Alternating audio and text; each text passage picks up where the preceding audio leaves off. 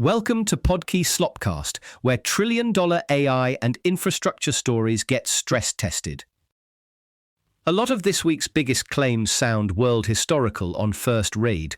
Some of them might be, some are mostly framing, and the difference matters if you're trying to understand where AI money, power, and risk are actually moving. Start with the loudest number, SpaceX, at roughly $135 a share, implying a valuation just under $1.8 trillion. If that holds, SpaceX lands around the seventh largest company in the world, ahead of Saudi Aramco, Tesla, and Meta. That's a real fact about the pricing, not yet proof that public markets will sustain it over time. The demand story is also striking. More than $100 billion in orders chasing a $75 billion offering means retail was heavily oversubscribed, roughly 7 times by the figures cited.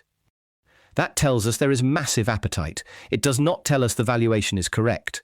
Oversubscription often measures scarcity and brand magnetism as much as sober discounted cash flow work. Musk's personal wealth math is the other headline.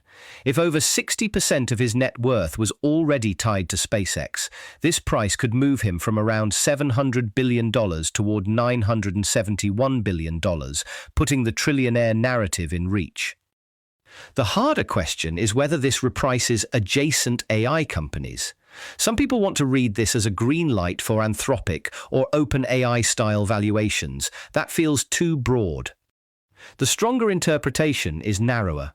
SpaceX may be getting a Musk premium plus an infrastructure premium because investors can tell themselves this isn't just rockets, it's launch, satellites, connectivity, and a kind of neo-cloud story. So yes, it may expand risk tolerance at the margin, but it doesn't automatically mean every frontier lab gets to borrow SpaceX's multiple.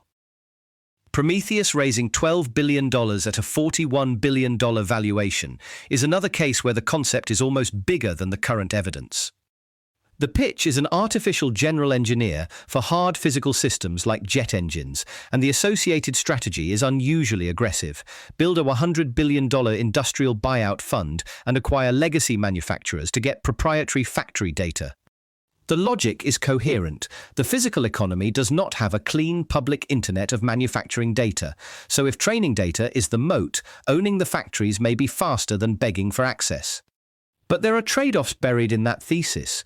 Buying companies to get sensor and process data is capital-intensive, operationally messy and slow. You are not just training models, you're taking on old plants, labor issues, maintenance, and integration risk. Jeff Bezos arguing AI will create labor shortages rather than unemployment fits this worldview. If productivity rises tenfold, maybe demand for output rises too, and total opportunity expands. That could happen in some sectors, especially where bottlenecks are engineering throughput or physical design cycles. But the leap from higher productivity to broad labor shortage is still a claim, not a demonstrated law. The key thing to watch is whether vertical ownership really becomes the winning data strategy for industrial AI, or whether partnerships and standardization catch up fast enough to make outright buyouts look excessive. There's also a good lesson this week in how easy it is to misread AI usage data. Citadel's Token Expenditure Index sounds like it measures total spending or total token volume. It doesn't. It's a usage-weighted average price per million tokens. That nuance matters a lot, because if third-party routers are steering traffic toward cheaper models, the index can fall even while total usage explodes. So viral takes claiming enterprises are abandoning frontier models may be overstated. What the index more clearly shows is a growing obsession with efficiency. And that matches the behavior on the ground. Firms like Walmart and Uber are reportedly imposing limits because agent workloads can cause token consumption to blow up fast. The distribution of spending explains the anxiety. The top 1% of AI-heavy firms spend around $7,500 per employee per month on tokens, while the median firm spends about $11.38. That gap means the average company is not living in the same AI economy as the heavy users. It also means product design built around unlimited model calls may work for demos and fail under enterprise budgeting. Satya Nadella's warning against token maxing is stronger than it first sounds. He isn't saying use less AI because it's scary. He's saying high-value deployment means using frontier models where the economics justify them, not treating tokens like a buffet. That efficiency debate connects directly to infrastructure. Goldman Sachs is forecasting AI-related data center spending at $920 billion in 2024, then $1.1 trillion in a 2027 baseline, and $1.4 trillion in a bullish case. Those are giant numbers resting on giant assumptions, including a 24 times increase in token consumption by 2030. The spending case gets much weaker if software becomes dramatically more token efficient. Still, even if the exact totals miss, the bottleneck story looks real. Power, connectivity, and compute are often financed, permitted, and coordinated by different groups, which slows everything down. That's why a $10 billion vehicle like Helix Digital Infrastructure matters. The bet is that integrated owner-operators can cut build time and reduce coordination failures. The chip supply chain is moving in the same direction. Less purity, more pragmatism. With TSMC backlogged for years, Google and others are spreading work across Samsung and Intel for less sensitive dies and advanced packaging while keeping the most advanced front-end wafers at TSMC. That's not a clean break from TSMC's dominance.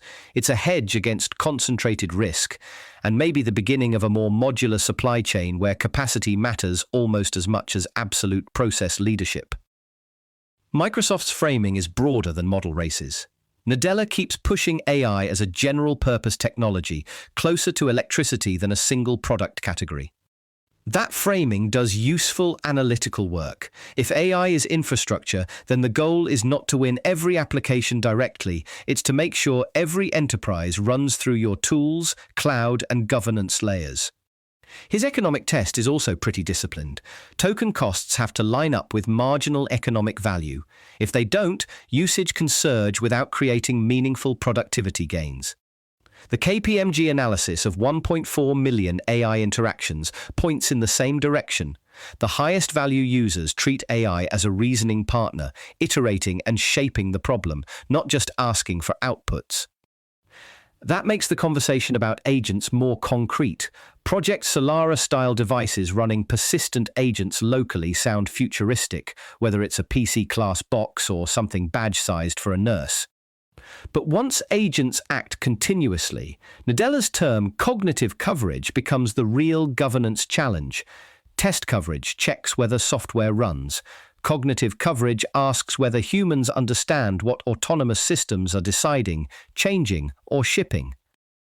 That suggests the future developer job may involve supervising fleets of agents, which is exciting, but also introduces a new failure mode, people trusting systems they can no longer meaningfully inspect without better tools and training. The revised Microsoft OpenAI arrangement looks like a compromise that serves both sides. Microsoft keeps deep IP access and reuse rights, while OpenAI gets more freedom to work across multiple clouds.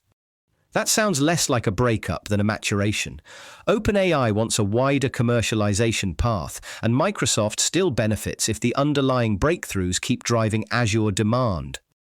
The Xbox story is a useful contrast because it shows what happens when growth narratives meet hard margins. Semiconductor costs and shortages are forcing a reset, and price increases for hardware or games are back on the table. Nadella's point that audience attention and monetization increasingly live on YouTube rather than Microsoft's own storefront is blunt but important. Control of the platform does not guarantee control of the value chain. A reported unwinding of Meta's planned $2 billion Manus acquisition under pressure from Chinese regulators says something larger than one failed deal. If authorities are forcing AI startups to collapse foreign shell structures and reincorporate domestically with measures as severe as travel restrictions or seized passports, then geopolitical risk is no longer background noise, it's part of the capitalization table. On the civil liberties side, Cindy Cohn's warning is straightforward.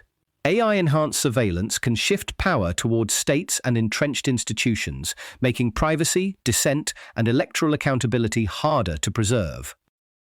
The important context is that the pressure doesn't only come from governments. EFF's work increasingly targets big tech because companies also monetize surveillance and sometimes support laws that weaken user protections. That makes Nadella's comments about possible public stakes in frontier AI firms more interesting than they first appear. The Alaska dividend analogy is an attempt to ask whether the gains from AI can be shared broadly rather than captured only by shareholders. It's an open policy question, and design would matter enormously. Public participation could align incentives, or it could create distortion and political favoritism. The main point is that the distribution of AI gains is now a first-order issue, not an afterthought. This week really came down to one theme. Every giant AI claim hides a bottleneck, a business model, or a governance problem. That's the part worth watching after the headlines cool off. Thanks for listening to Podkey Slopcast.